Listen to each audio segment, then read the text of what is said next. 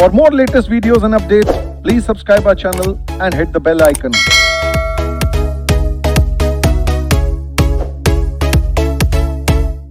Hello everyone. Auditing and assurance paper number 6 C intermediate के sessions में आपका बहुत बहुत स्वागत है। अब तक हमने अपनी डेमो क्लास 1 में देखा था meaning of auditing. What is auditing? It's an independent examination of financial information of an entity with a view to express an opinion thereon. जी कैसा opinion? True and fair opinion. फिर हमने क्या सीखा? हम आए कंपनीज एक्ट के बारे में, हमने सीधा कंपनी ऑडिट स्टार्ट कर दिया। कंपनीज एक्ट क्या है? Is a act of parliament of India which regulates incorporation of a company, responsibilities of the company, directors, dissolution of the company. So this entire Companies Act is a Companies Act 2013 is a rule based act. It is a rule based act and it consists of 470 sections. 470 sections in it. और हम लोग क्या देख रहे हैं? हम लोग पढ़ रहे हैं relating to auditing. Relating to auditing कौन से सेक्शंस जी? Section 139 to 148.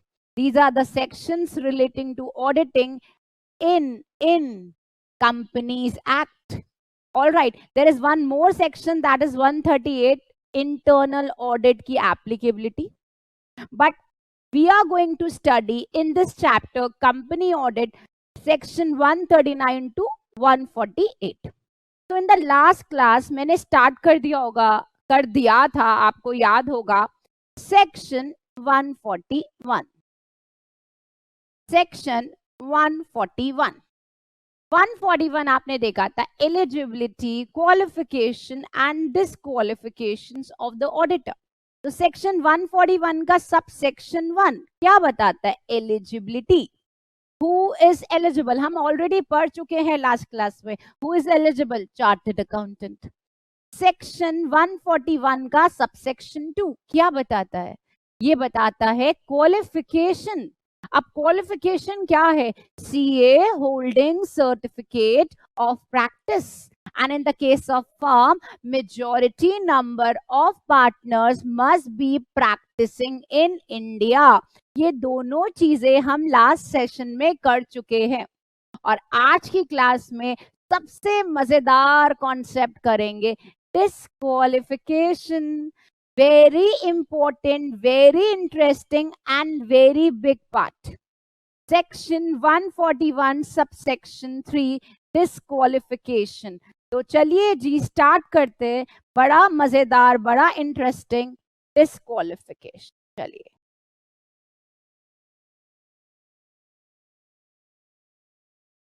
आप ये डिस्क्वालिफिकेशन जो आपको हेडिंग दिख रही है, disqualification under section 141 subsection 3 is as per rule number 10।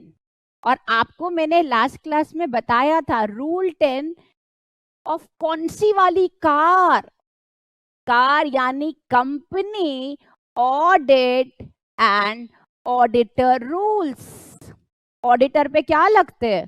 Company audit and auditor rules last class में बताया था। कार और कंपनी पे क्या लगते हैं? Company account rules. तो as per rule 10 of car 2014 and section 141 subsection 3 of Companies Act 2013 disqualification क्या है ये हमें सीखना है। देखिए तो हम साथ साथ आपकी बुक में भी आते हैं। देखिए तो क्या लिखा है? Heading section 141 with rule 10 of company audit and auditor rule 2014 क्या बता रहा है? Disqualification of the auditor, person who are not eligible for the appointment as an auditor. एक एक करके सारे मजेदार पॉइंट समझते हैं। चलिए पहला पॉइंट आइए।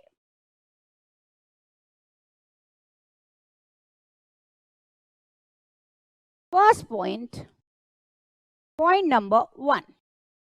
Body corporate. Body corporate other than LLP.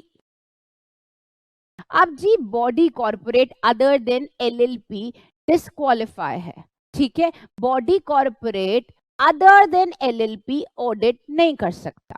अब बॉडी कॉर्पोरेट में कौन आता है? Companies. Companies under companies act, जितनी भी कंपनीज हैं, क्योंकि वो क्या रखती है? Separate legal entity. Separate legal entity का मतलब बच्चों बचपन में पढ़ा था, सोलोमन वर्सेस सोलोमन। कंपनी अलग, उसके मेंबर्स अलग। अब जी आपने क्वालिफिकेशन में पढ़ा है कि जो ऑडिट कर सकता है वो क्या होना चाहिए? CA holding certificate of practice. आपने पढ़ा है ऑलरेडी। अब भाई क्या कंपनी सीए कर सकती है? क्या मेरी क्लास में कोई कंपनी पढ़ने आएगी? अरे कंपनी तो आर्टिफिशियल लीगल पर्सन है। अगर वो आर्टिफिशियल लीगल पर्सन है तो क्या कंपनी चार्टेड अकाउंटेंट बन सकती है? नहीं जी। मेंबर्स बन सकते हैं चार्टेड अकाउंटेंट, हाँ, क्योंकि वो रियल पर्सन है। पर यहाँ पे in the case of company, company एक सेपरेट लीगल एंटिटी है। कंपनी और उसके मेंबर्स अलग अलग है। तो जब कंपनी सीए नहीं है, कंपनी अपने मेंबर से अलग है, तो क्या वो ऑडिट करने के लिए एलिजिबल है? नो। तो body corporate is not eligible to do the audit. अब रही बात, एक यहाँ पे एक्सेप्शन लिखा है other than LLP। Ma'am LLP भी तो बॉडी कॉर्पोरेट है, हाँ या ना? LLP जो बॉडी कॉर्पोरेट है, क्या वो ऑडिट करने के एलिजिबल है? हाँ जी। ऐसा क्या हुआ जो LLP ऑडिट करने के लिए एलिजिबल हो गई? LLP, we have one relationship, that is principal and agent relationship.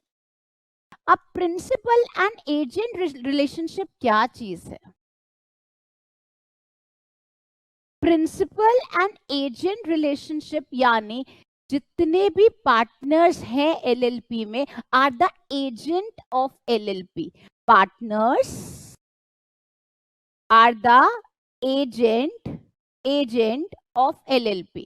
They act on behalf of the LLP। तो अब जो एजेंट है वो LLP के बिहाफ पर काम कर सकते हैं, दे can act on their behalf. It means agent जो पार्टनर्स है, जो चार्टेड अकाउंटेंट है, वो LLP के बिहाफ पर ऑडिट कर सकते हैं। तो what I am trying to say, LLP, in LLP there is a principal agent relationship and the agents who are chartered accountant, जो भी agents हैं, जो CAs है, they are eligible to do the audit and they can hold the certificate of practice and they can do the audit on behalf of the LLP. So what we have learned, company audit नहीं कर सकती, disqualified। के partners उसके agent है और उसके behalf पर काम कर सकते हैं। अब रही बात, मैम LLP में तो पार्टनर्स एक कंपनी भी बन सकती है। अब वो LLP, ये एक सोचने वाली बात है, वो LLP जहां पर उसके जो पार्टनर्स हैं वो अपने आप में कंपनी है, तो अब क्या करें? In that case, if the partners are company, it means that LLP is a deemed company. If the partners of LLP are companies,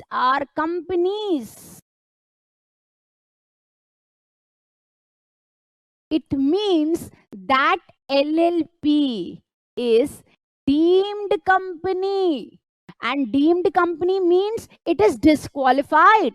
It is not allowed. Companies are disqualified to do the audit. तो पूरे को consolidate करते हैं जी। हम पढ़ रहे हैं section 141 subsection 3 disqualification of an auditor. Disqualification में पहला डिस्क्वालिफिकेशन क्या है? बॉडी कॉर्पोरेट डिस्क्वालिफाइड है क्योंकि वो एक सेपरेट लीगल एंटिटी है। एलएलपी डिस्क्वालिफाइड नहीं है क्योंकि उसके partners share a principal agent relationship. They are agent, they can act on behalf of LLP. That is why LLP, the special hybrid form of partnership structure, are eligible to do the audit. But if the partners of LLP are the company, that means LLP जो company ही है वो deemed company ही है क्योंकि उसके partners company है। तो in that case LLP क्या हो जाएगी? सीखते हैं, यहाँ पे लिखते हैं एलएलपी क्या हो जाएगी इस केस में? Disqualify. If LLP is a deemed company, in that case LLP is disqualify. I hope it is clear. Now the next point, first point is done, first point clear हो गया। अब चलते हैं अपने सेकंड पॉइंट पे। तो note में लिख लीजिएगा, डीम्ड कंपनी जो एलएलपी है वो डिस्क्वालीफाई है। आगे चलते हैं, next point number 2,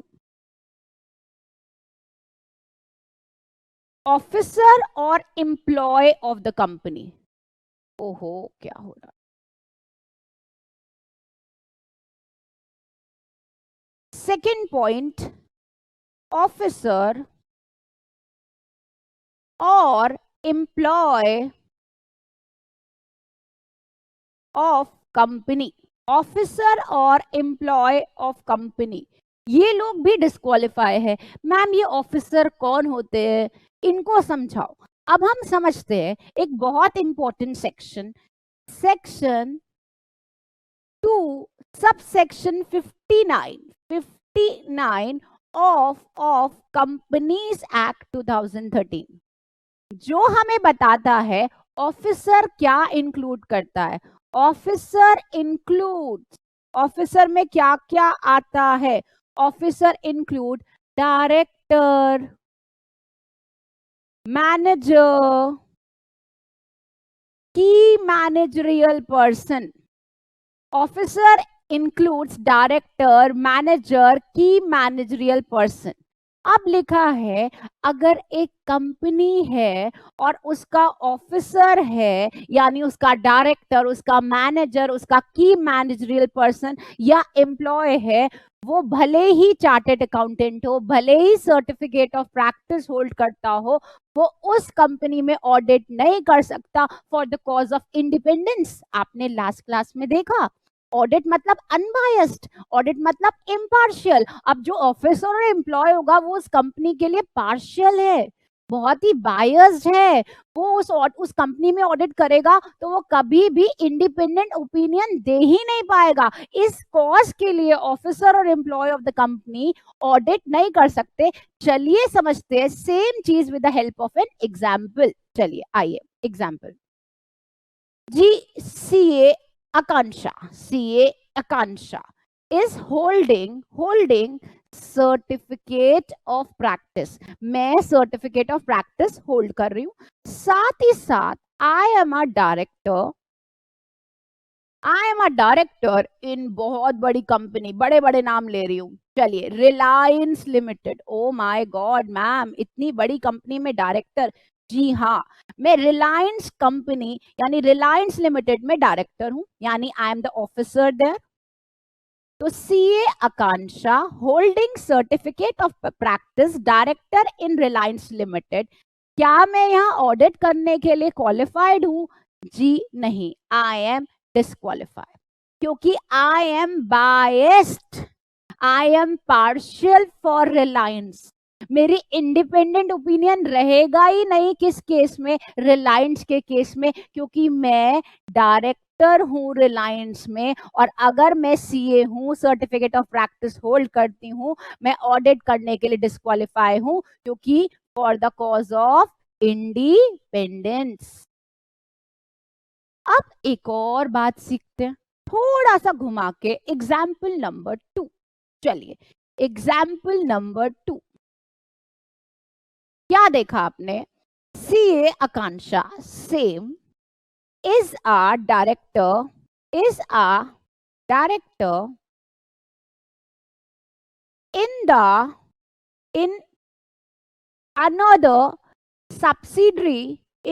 another subsidiary of Reliance limited की सब्सिडरी में डायरेक्टर हूं और होल्डिंग कंपनी कौन है इसकी, रिलायंस। क्या मैं होल्डिंग कंपनी के लिए डिस्क्वालीफाई हूं? Answer is no. आप इस बात को ध्यान से समझेंगे। क्या अगर Akanksha is a director in subsidiary लेके चलते हैं यहाँ पे एक्स लिमिटेड, सब्सिडरी में डायरेक्टर हूं, क्या मैं होल्डिंग के लिए क्वालिफाइड हूं या डिस्क्वालीफाई हूं? My answer is I am disqualify for X limited, पर I am qualified for which company? For Reliance limited, because मैं रिलायंस लिमिटेड में डायरेक्टर नहीं हूं, I am director in the subsidiary of Reliance. So what we have learned, if I am a director in the subsidiary of Reliance Limited, तो X Limited के लिए मैं disqualify हूं क्योंकि मैं वही डायरेक्टर हूं, पर मैं R Limited यानी रिलायंस के लिए क्वालिफाइड हूं क्योंकि मैं वहां पे डायरेक्टर नहीं हूं। तो आपने क्या सीखा?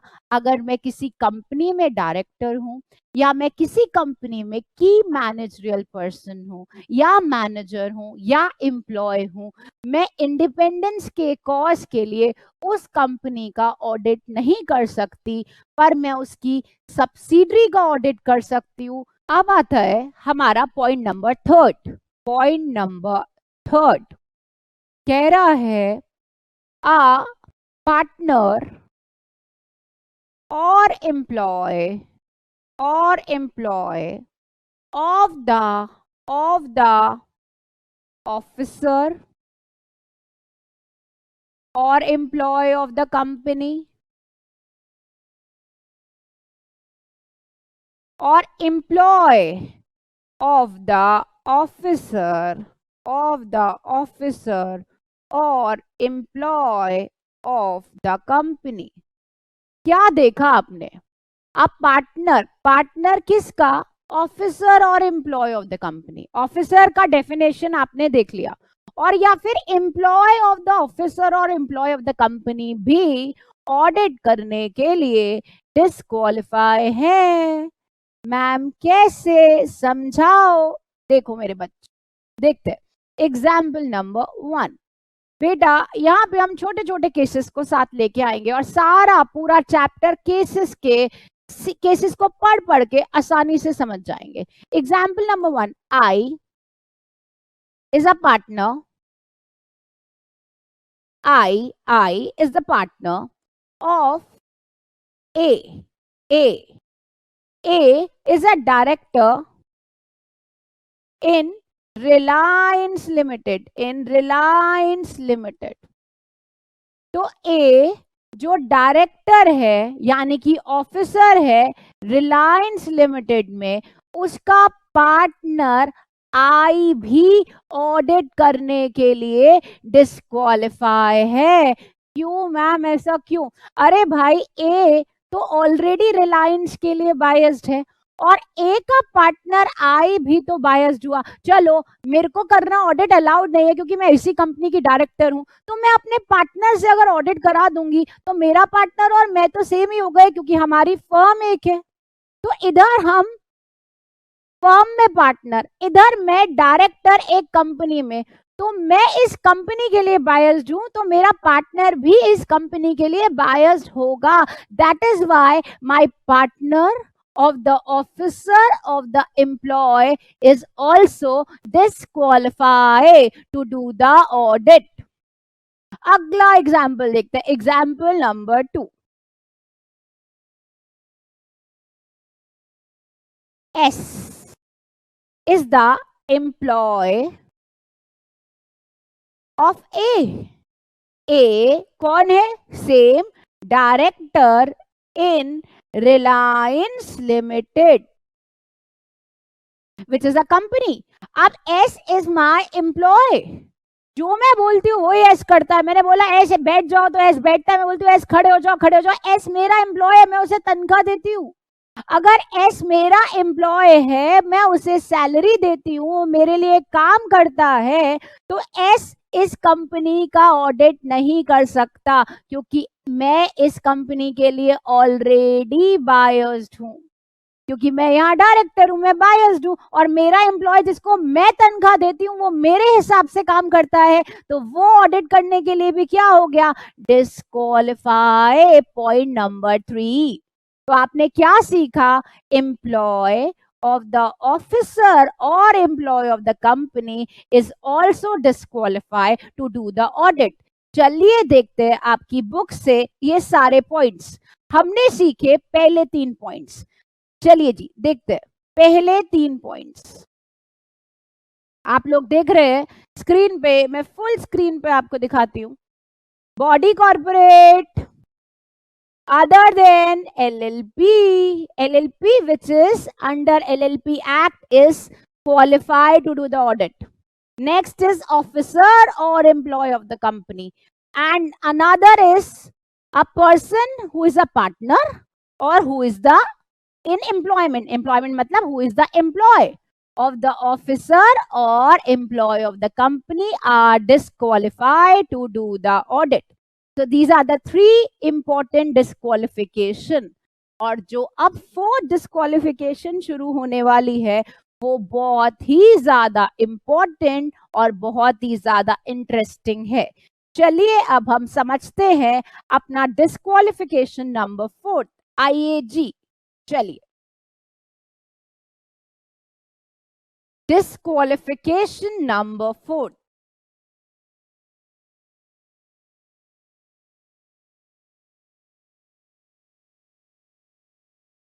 चलिए 4th डिस्क्वालिफिकेशन क्या कहता है.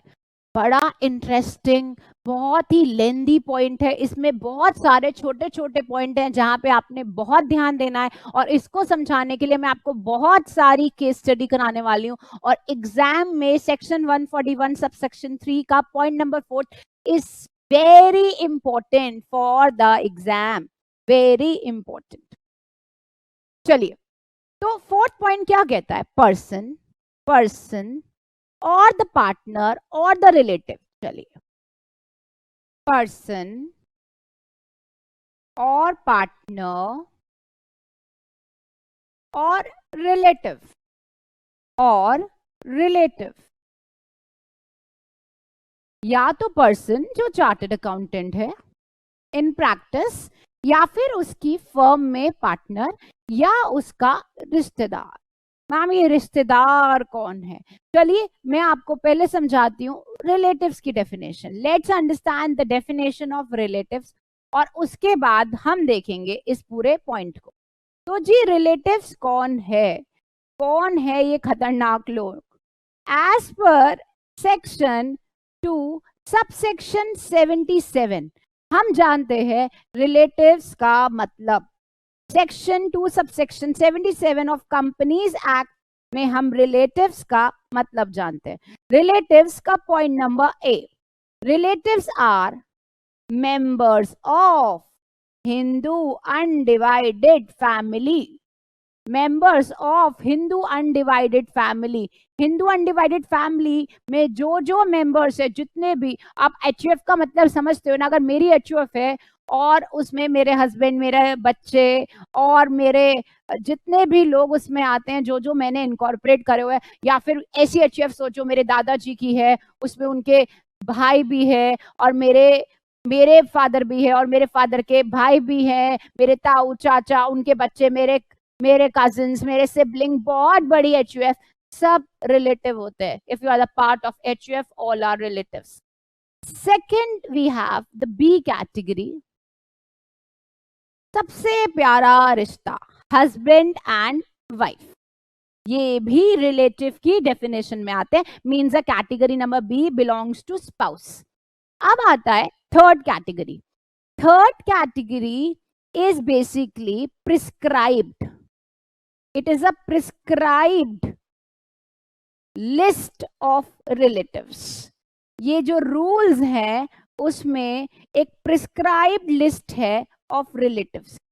उस रिलेटिव्स की प्रिस्क्राइब लिस्ट को मैं आपको बताती हूँ। सबसे पहली कैटेगरी वहां आते हैं फादर, अगर आप HUF का पार्ट नहीं है, ठीक है। बी में husband wife, okay. C category में एक प्रिस्क्राइब लिस्ट है रिलेटिव्स की as per the companies act, तो उसमें सबसे पहले आएंगे father. Father including the step father, भाई अपने पापा या उधार के पापा यानी स्टेप फादर, दोनों लिस्ट ऑफ रिलेटिव्स में आते हैं। B is mother including step mother, अपनी mother including the step one, both are in this category. C is the son including the stepson, including the wife of son या wife of stepson, यानी जो पुत्र वधू होती है वो भी डेफिनेशन ऑफ रिलेटिव्स में लिस्ट की कैटेगरी में कवर्ड है। तो सन and the stepson as well as the wife of the son or the stepson as whatever the case may be. Another category is daughter. अब यहाँ पे स्टेप डॉटर नहीं है, ये आप ध्यान रखेंगे, there is no step daughter. And daughter है तो यहाँ पे हस्बैंड भी डालेंगे, किसका? डॉटर का, यानी दामाद जी, ठीक है। Daughter and daughter's husband, but not the step daughter. Then we have another category of brother including the step brother, and the last category is of sister including the step sister. So this is the definition of relative as per the Companies Act. अब क्या मैं समझाना चाह रही हूँ, fourth point में ma'am आपने क्या बोला, पर्सन, पार्टनर और रिलेटिव। रिलेटिव मतलब या तो आप हिंदू अनडिवाइडेड फैमिली का पार्ट है, या फिर हस्बैंड वाइफ रिलेशन, या फिर प्रिस्क्राइब लिस्ट ऑफ रिलेटिव्स जो मैंने आपके सामने रखी, फादर उधार के पापा, मदर उधार की मम्मी, सन स्टेप्स सन, उसकी वाइफ, डॉटर, पर स्टेप डॉटर नहीं, उसका husband, brother, step brother, sister, step sister, but not brother's wife, not sisters husband, ये भी आप ध्यान रखेंगे। This is a prescribed list of relatives. अब हम आगे चलते हैं कि भाई ऑडिट में क्या ऐसा डिस्क्वालिफिकेशन है, व्हाट इज द डिस्क्वालिफिकेशन? जी, पर्सन, फिर दोबारा पर्सन और partner or relative cannot hold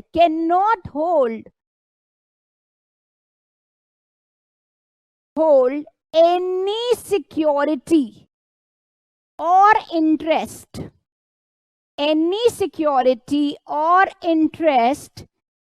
like shares, not even a single rupee, एक single rupee भी नहीं, सिंगल रुपी का इंटरेस्ट नहीं, सिंगल रुपी का शेयर नहीं, can not hold any security और द शेयर। कहां पर ma'am?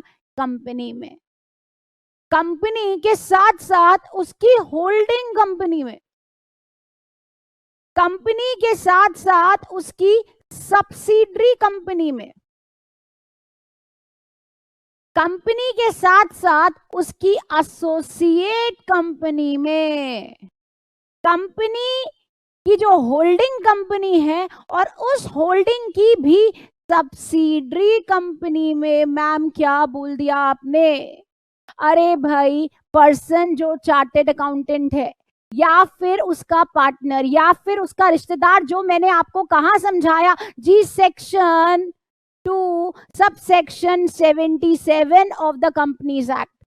They cannot hold any security or interest in the company.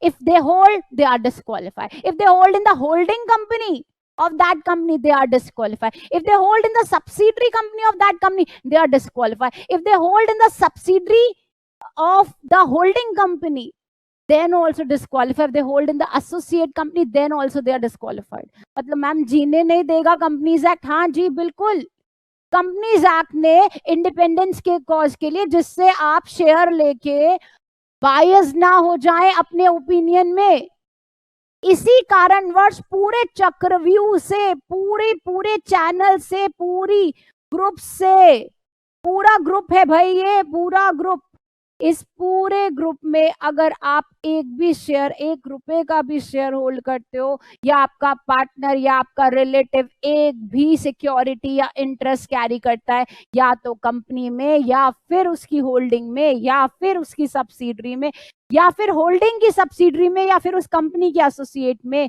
तो आप क्या हो जाते हैं? डिस्क्वालीफाई। मैम घोर अत्याचार बता दिया आपने, ये क्या कर डाला, ये रिलेटिव, ये इतना बड़ा कनेक्शन। अब मेरे रिलेटिव में मेरे भाई ने जिस कंपनी में मैं ऑडिट कर रही हूँ उसकी सब्सिडरी कंपनी के शेयर खरीद लिए, तो क्या आपने मुझे डिस्क्वालीफाई कर दिया? हाँ जी बिल्कुल। मैम ये तो रिश्तेदार पहले कभी नहीं सुनते, हमेशा उल्टा करते हैं, हमेशा सुनते नहीं है, लड़ाई करते हैं, और फिर भी आप ये सेक्शन ले आए हो कंपनीज एक्ट। जी हाँ, कि रिलेटिव भी नहीं होल्ड कर सकता, पर एक बड़ा प्यारा प्रोविजन और लेके आए। ऐसे तो कोई भी रिलेटिव होल्ड करे, आप फंसे।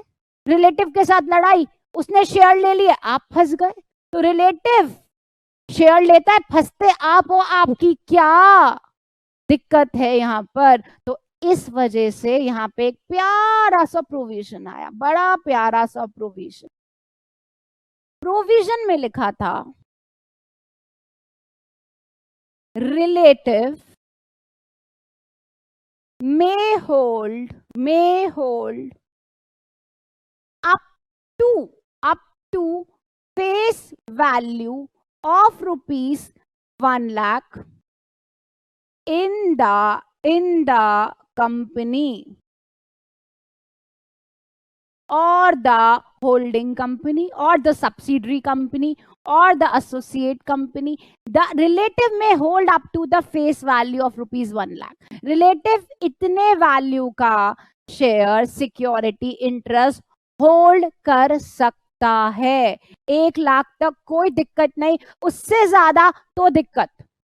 And if relevant, it is also applicable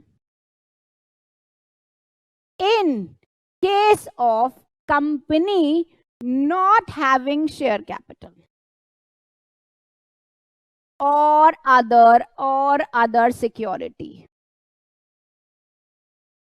तो जी क्या कहना चाह रहे हैं? रेलेवेंट है, face value of rupees 1 lakh wali limit is also applicable in the company where there is no share capital, not having the share capital, this limit is applicable over there also.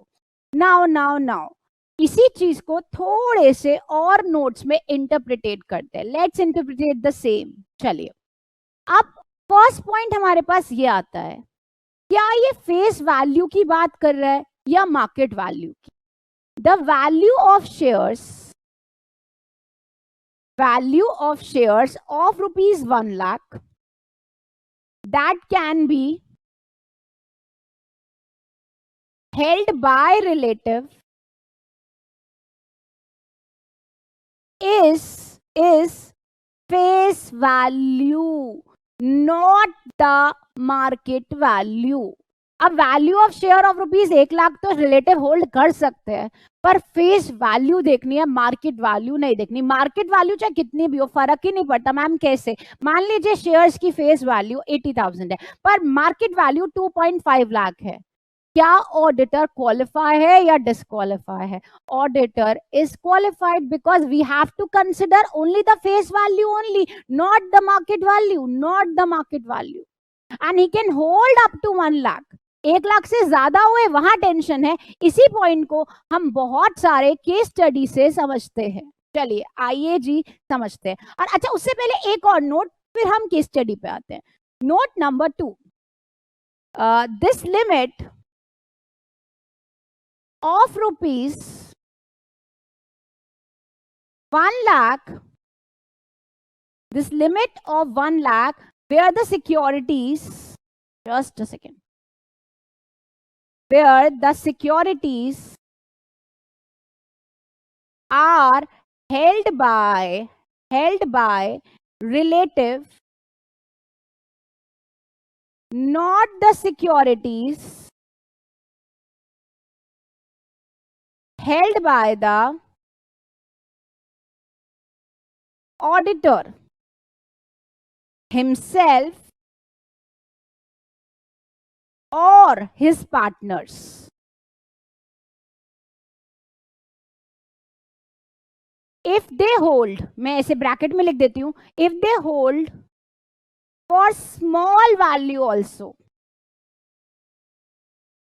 it leads to disqualification.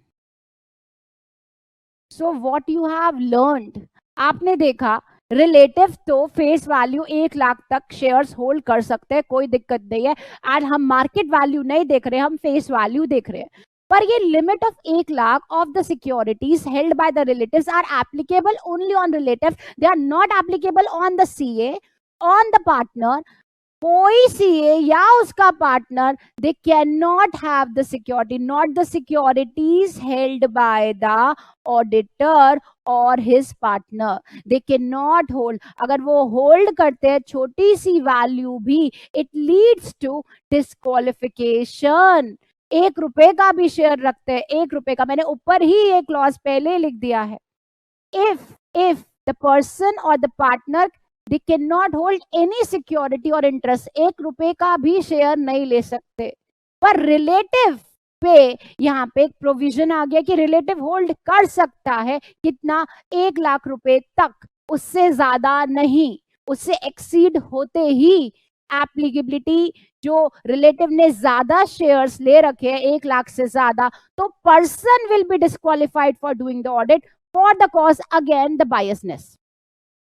और वो biasness कैसी है, कौन biased होता है? Biased होता है यहाँ पर the auditor. As per companies act, रिश्तेदार के पास बहुत सारे शेयर है तो auditor is biased. That is why यहाँ पे रिलेटिव को बोला है बस 1 लाख तक होल्ड कर सकते हो, उससे ज्यादा नहीं। चलिए अब हम बहुत सारे एग्जाम्पल समझते हैं, केस स्टडी के फॉर्म के बहुत सारे मजेदार एग्जाम्पल हम पढ़ रहे हैं। CA intermediate group 2 paper number 6 auditing and assurance.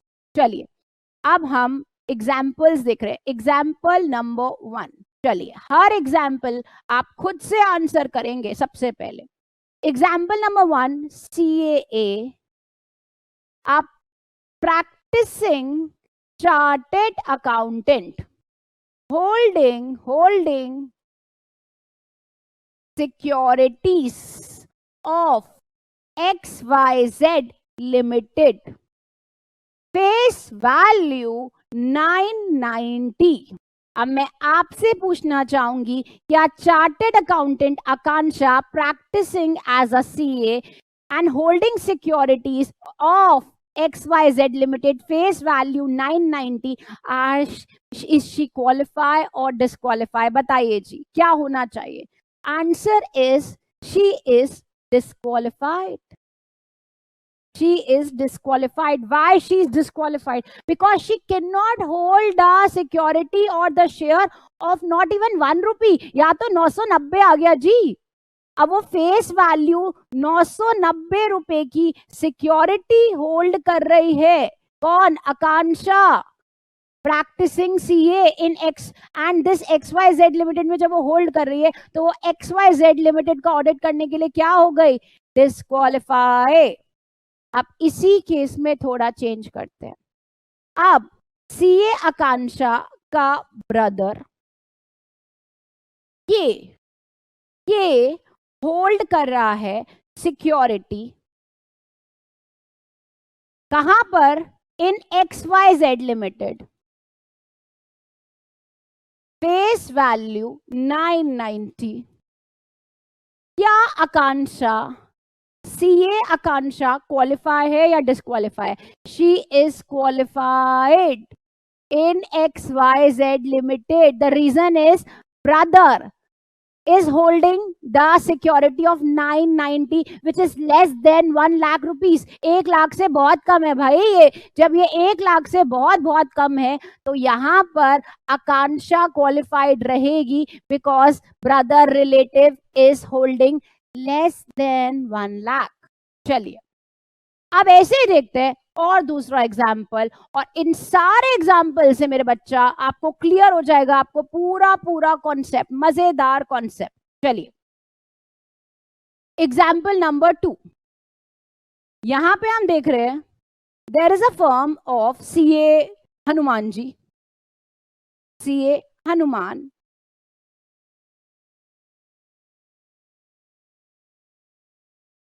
Hanuman ji इज्जत से, and CA Ram ji, there is a firm and this firm is name HR and company, इस फर्म का नाम है HR and company।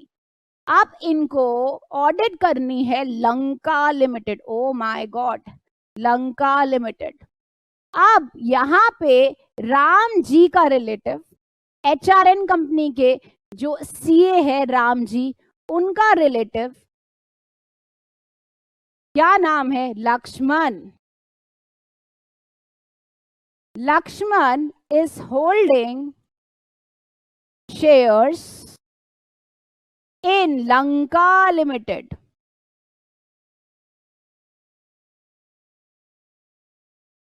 Lanka limited कितने के?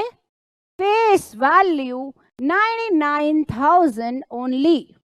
अब आप बताइए क्या HRN कंपनी जो सीए हनुमान जी और सीए राम जी की जो कंपनी है, जो ये सीए फर्म है उनकी, ये कंपनी नहीं, this is a partnership firm.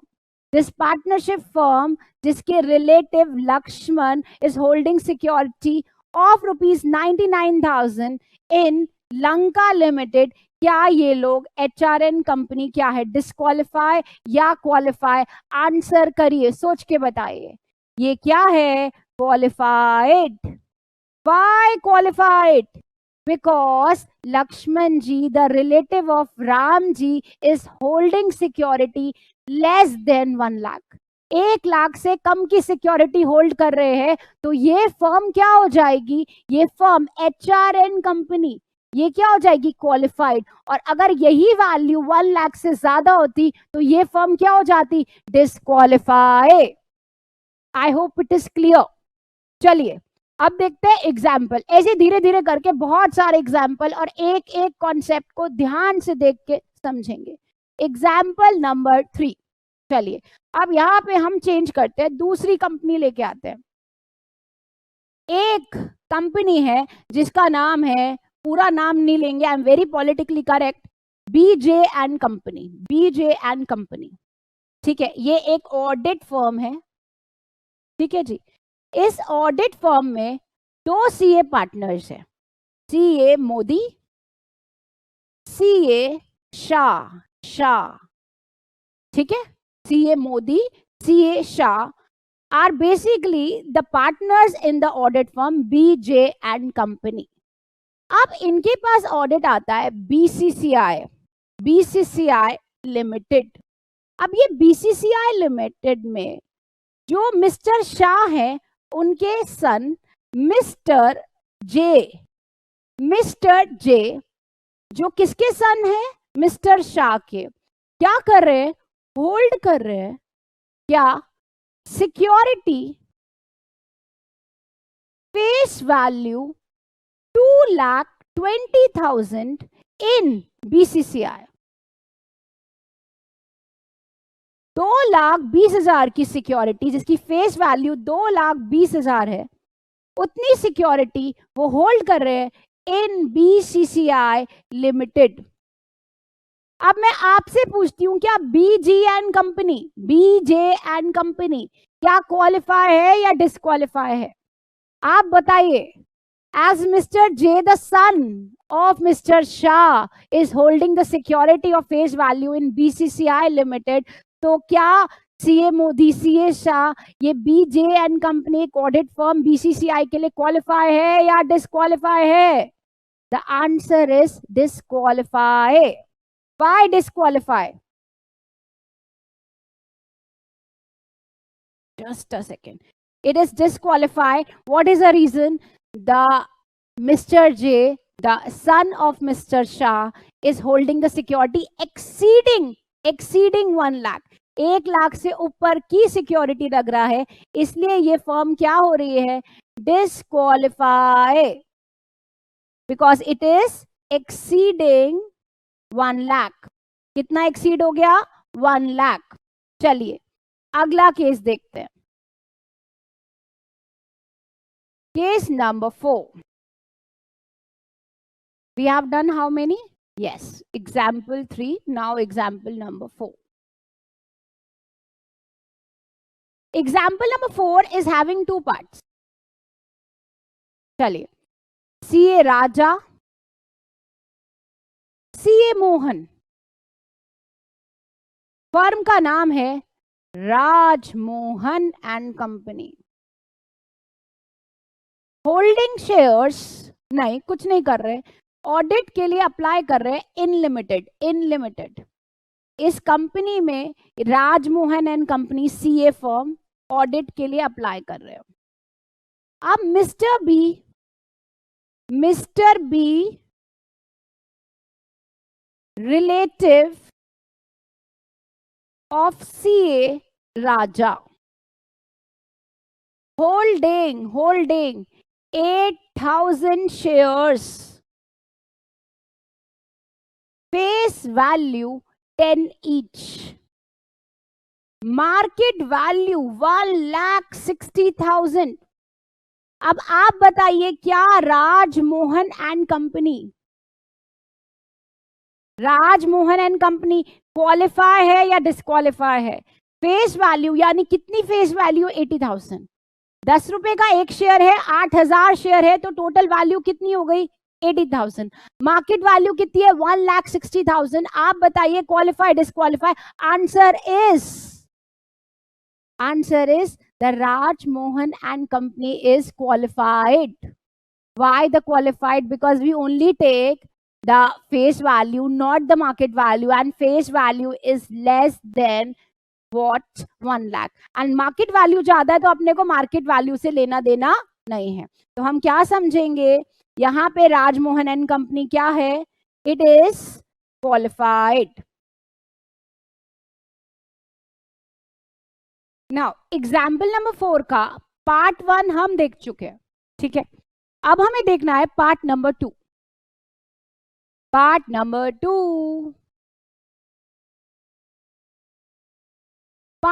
2, miss Ruby, step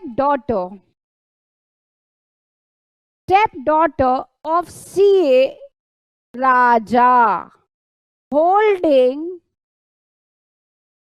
11,000 shares, face value 10 each, in limited। आप बताइए Rajmohan and company, the CA firm of CA Raja and CA Mohan is qualified और डिस्क्वालिफाइड। शेयर्स की face value है 1,10,000, 1,10,000 which is exceeding 1 lakh. But thing is that the question is that the stepdaughter is a relative or not. What we have seen in the relatives की definition, हमने क्या देखा भाई, relative की definition के अंदर stepdaughter नहीं आती। Stepdaughter is not the part of the relative। और यहाँ पे इस केस स्टडी में, इस एग्जाम्पल नंबर 4 के पार्ट नंबर 2 में बोला है स्टेप डॉटर 1,10,000 के फेस वैल्यू के शेयर होल्ड कर रही है, और स्टेप डॉटर जब रिलेटिव ही नहीं है एज पर द डेफिनेशन, तो CA Raja is on behalf of Rajmohan and company are qualified to do the audit of Unlimited. They are qualified. I hope it is clear. They are qualified. So these are the examples, and now I will this thing of shares, हम इसी चीज को read करते हैं, अपनी book से आराम से रीड करते हैं। हमने क्या सीखा, a person or the relative or the partner or the person, relative or partner holding any security in the, वो हमने जो चार्ट देखा है, इन the company, in the subsidiary और इन द होल्डिंग और द एसोसिएट और द सब्सिडरी ऑफ होल्डिंग। ये जो चार्ट आपने यहां बनाया है, ये चार्ट आपने यहीं बनाया है।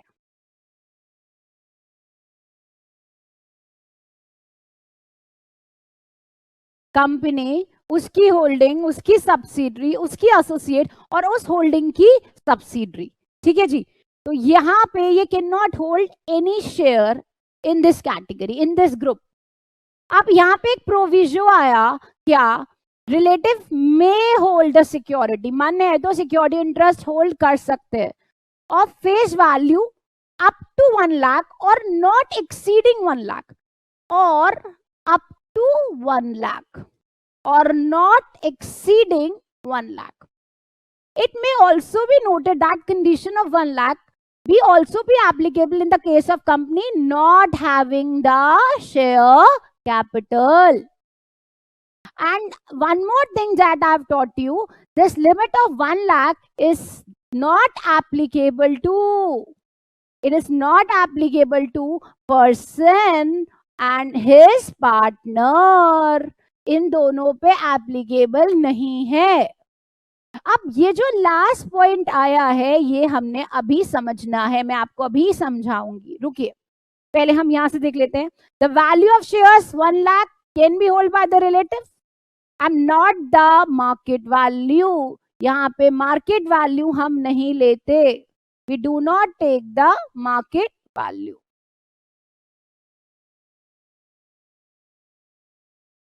ठीक है जी, not the market value.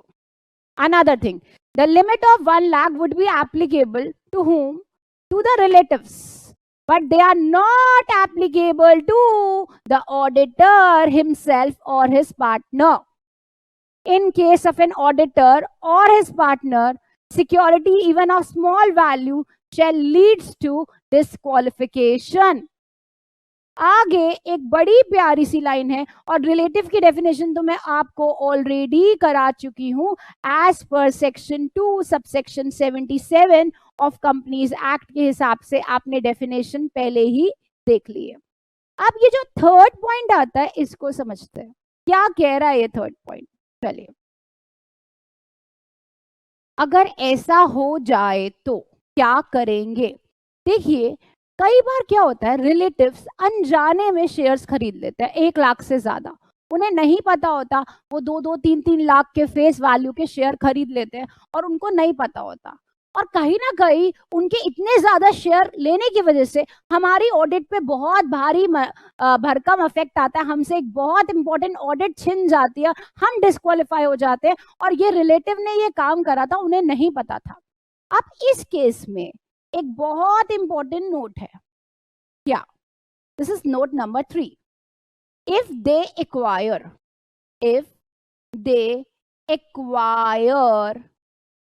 who are they? Relative acquire again the security or interest above कितना? 1 लाख। अगर वो above 1 लाख एक्वायर करते हैं, अब यहां पर इन्हें मिलता है, एक ब्यूटीफुल वर्ड लिख रही हूं, corrective action. Corrective action to maintain the limits. They have the corrective action to maintain limits shall be taken within 60 days of such acquisition. क्या कहना चाह रहे हो मैम? मान लीजिए गलती से आपके रिश्तेदार 1 लाख से ऊपर शेयर एक्वायर कर लेते हैं, उन्हें मौका मिलता है करेक्टिव एक्शन का। What is corrective action? Corrective action मतलब they can give back the share, they can sell it back to the company और टू एनीवन एल्स। वो करेक्टिव एक्शन ले सकते हैं। अगर मान लीजिए मेरे रिलेटिव ने 2 लाख के शेयर ले चुके हैं, तो वो शेयर वापसी बेच देंगे, वापसी दे देंगे कंपनी को, and they will try to maintain the limits, they will come within 1 lakh और 1 लाख, और इसके लिए उनके पास सिर्फ 60 डेज होते हैं from the date they have acquired the share. तो आप इस चीज को भी एक एग्जांपल से समझो। मान लीजिए मेरे ब्रदर ने, लेट सपोज फर्स्ट जून को शेयर्स लिए 2.5 लाख फेस वैल्यू। अब उसके पास 60 डेज है, 60 डेज, दैट इज अब उसको 60 दिन के अंदर अंदर विद इन द लिमिट आना पड़ेगा, यानी 1 लाख तक के शेयर्स होने चाहिए उसके पास 60 डेज के अंदर तक। अगर वो वापसी बाकी के जो बड़े 1.5 लाख शेयर्स है वो बेच देता है 60 डेज के अंदर अंदर, तो आई एम नॉट डिस्क्वालिफाइड, मेरे मजे आ गए, आई एम क्वालिफाइड। तो अल्टीमेटली मान लीजिए मेरे ब्रदर ने 60 डेज में, लेट सपोज जुलाई में 15th जुलाई को, example, on 15th July he sold how many shares? Let's say 1.5 lakh shares उसने बेच दिए। 1.5 लाख के शेयर्स, फेस वैल्यू के शेयर्स उसने बेच दिए। अब वो विद इन द लिमिट आ गया, दैट इज 1 लाख। क्या मैं डिस्क्वालीफाई हूं? Answer is not, I am qualified because he has taken the corrective action, he is with in the limit, he has maintain the limit. वो 60 दिन के अंदर अंदर, with in 60 days, उसने जिस दिन शेयर खरीदे थे उसके 60 दिन के अंदर अंदर वापसी शेयर बेच दिए, करेक्टिव एक्शन ले लिया, वो विद इन द लिमिट्स आ गया, तो अब मैं डिस्क्वालीफाई नहीं हूं। और यही है इसकी लास्ट लाइन, फोर्थ पॉइंट की, ग्रेस पीरियड मिलता है 60 डेज का, किसका? Corrective action. और इस करेक्टिव एक्शन में आप मेंटेन कर सकते हैं limit in respect of security held by only the relatives. CA ले लेगा कोई शेयर, उस पे नहीं लगेगा, उसका पार्टनर ले लेगा, उस पे नहीं लगेगा, only the relatives, and this would not apply to auditor and his partner. And same ही पॉइंट ऊपर था जो हमने रीड नहीं करा था, in the event of acquiring any security or interest by a relative above threshold limit, the corrective action to maintain the limits shall be taken within 60 days from the date of acquisition of shares or interest.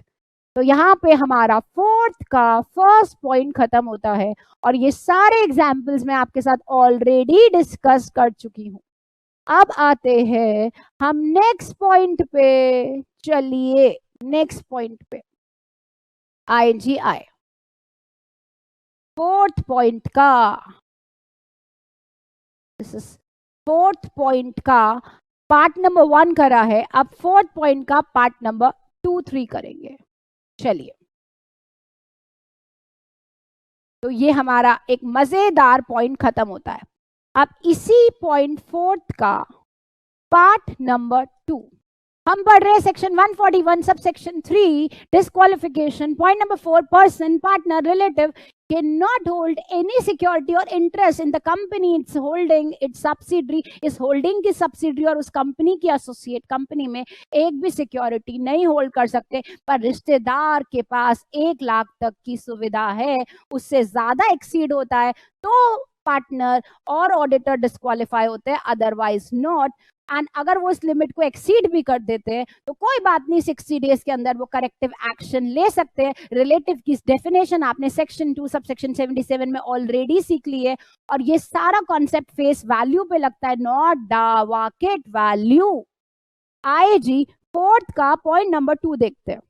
अब मैं पढ़ाने जा रही हूं आपको, direct indebtedness, indebtedness, direct indebtedness, oh my God.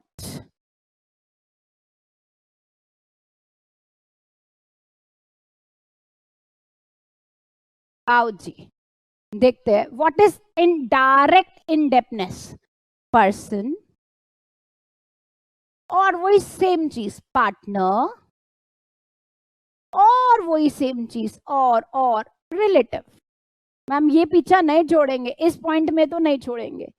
Relative, person, partner, आज आपने बहुत सारे सेक्शन सीखे। ऐसे ही मैं आपसे नेक्स्ट क्लास में पूछूंगी, ऑफिसर की डेफिनेशन बताइए, रिलेटिव की डेफिनेशन बताइए, बहुत इंपॉर्टेंट चीज है। डायरेक्ट इंडेप्टनेस का मतलब पर्सन और रिलेटिव और his partner is in debt in excess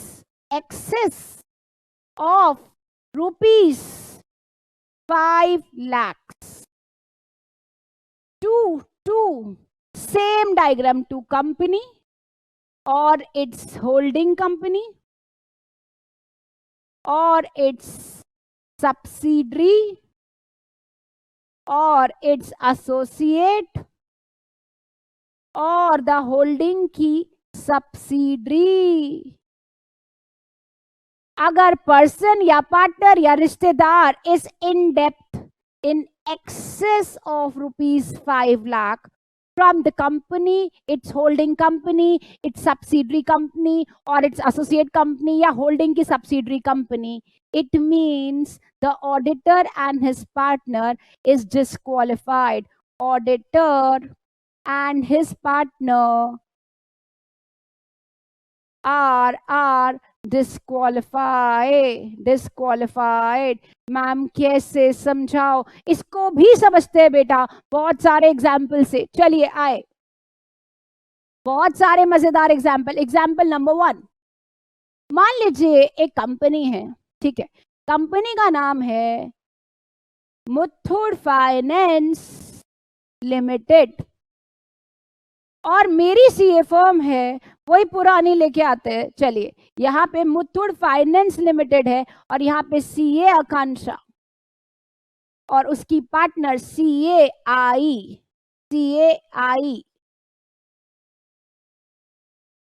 ma'am what is this I? I से कोई भी नाम ले सकते हैं। सीए आई, सीए आकांक्षा की फर्म है AI एंड कंपनी। अब वो मुथूट फाइनेंस कंपनी से मेरी पार्टनर 10 लाख रुपए का उधार ले चुकी है। अब क्योंकि उसके पास 10 लाख की उधारी है which is in excess of ₹5 lakh, तो we are our firm AI and company is disqualified to do the audit of Muthoot Finance or to do the audit of holding of Muthoot Finance or the subsidiary of Muthoot Finance or the associate company of Muthoot Finance or the holding की subsidiary of Muthoot Finance। हम लोग, हमारी पूरी firm disqualify हो गई। वो पूरा जो खेल आपने ऊपर देखा है, होल्डिंग, सब्सिडरी, उसकी एसोसिएट और होल्डिंग की सब्सिडरी से हमारी पूरी फर्म डिस्क्वालीफाई है क्योंकि मेरे पार्टनर ने कितने रुपए ले रखे? Oh my god, 10 lakh which is exceeding 5 lakh. This is known as direct indebtedness. अब आते हैं ये प्राणी, हमारा दूसरा एग्जाम्पल। चलिए सेम इसी एग्जाम्पल के पार्ट 2 में बताना चाहूंगी। सीए आकांक्षा के ब्रदर ने मुथूट फाइनेंस के सब्सिडरी से, मुथूट फाइनेंस की सब्सिडरी से, जस्ट अ सेकेंड, सब्सिडरी से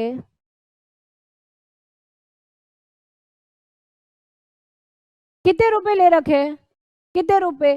6 लाख रुपए।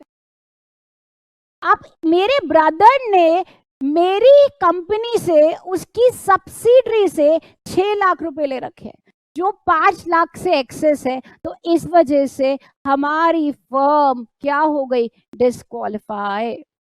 और अगर मैं इसी एग्जाम्पल में चेंज कर देती हूँ और ये 6 लाख की जगह 2 लाख कर दूं तो हमारी फर्म क्या हो जाएगी? 2 लाख की वजह से qualified.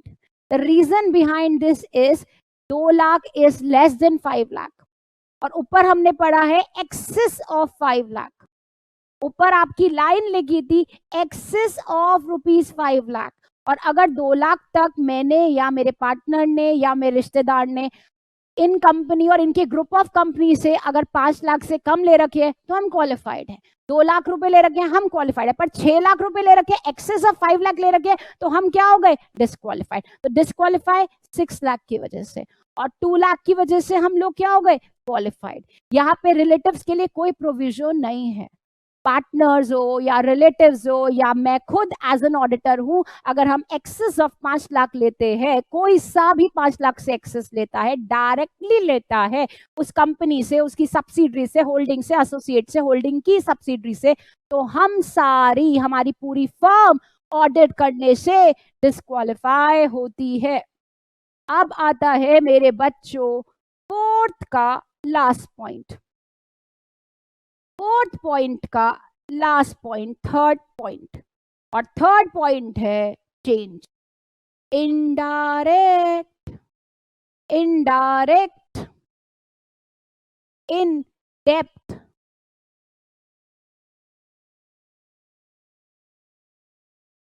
Indirect indebtedness, indirect indebtedness. चलिए समझते हैं पूरा का पूरा खेल। सेम पर्सन और रिलेटिव और पार्टनर, ठीक है जी, तीनों के तीनों लोग, पर्सन, रिलेटिव और पार्टनर, सेम चीज, हैज गिवन गारंटी और provide any security in connection with the indebtedness of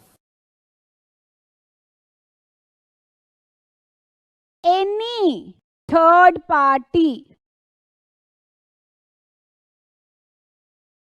in excess of rupees 1 lakh।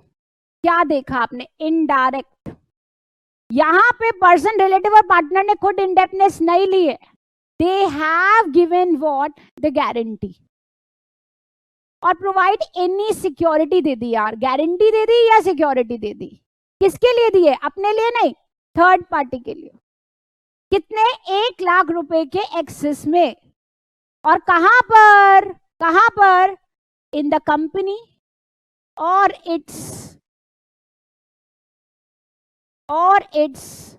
Holding और इट्स सब्सिडरी और इट्स एसोसिएट और इट्स होल्डिंग की सब्सिडरी, कहीं पर भी एक्सेस ऑफ 1 लाख की गारंटी दी है या सिक्योरिटी दी है, ठीक है। अब इस केस में अब क्या हो जाएगा? अगेन मैं वही लाइन बोलूंगी, the auditor and the partner is disqualified, they both are disqualified because the guarantee is given by the partner or the CA or the relative 1 lakh से एक्सेस की, तभी यहां पे मैंने वर्ड यूज करा इनडायरेक्ट। एग्जाम्पल से समझते हैं, चलिए एग्जाम्पल नंबर 1 क्या कहेगा बेटा? यहां पे कंपनी है मुथूट फाइनेंस और यहां पे सीए आकांक्षा है।